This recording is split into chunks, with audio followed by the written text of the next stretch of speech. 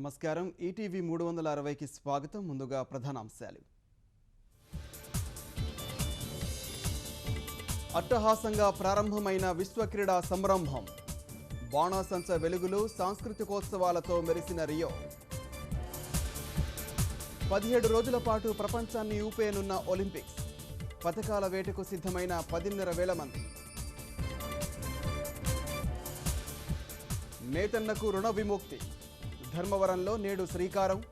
ఉత్పత్తుల కొనుగోలుపై కార్పొరేట్లతో రైతుల ఒప్పందం.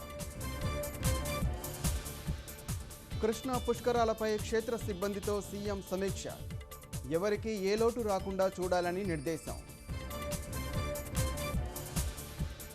పుష్కరాలకు శ్రీశైలం నుంచి 5 టీఎంసీల నీరు విడుదల. ప్రభుత్వ విజ్ఞప్తితో సానుకూలంగా స్పందించిన బోర్డు. నేటి నుంచి వైద్య విద్యా ప్రవేశాల వెబ్ ఆప్షన్ల నమోదు. 10వ తేదీన సీట్లు ఖరారు. 11న తరగతులు ప్రారంభం. టౌన్ హాల్ వేదికగా ప్రజలతో ప్రధాని మాటామంతి. నేడు పీఎంఓ మొబైల్ యాప్ ఆవిష్కరణ.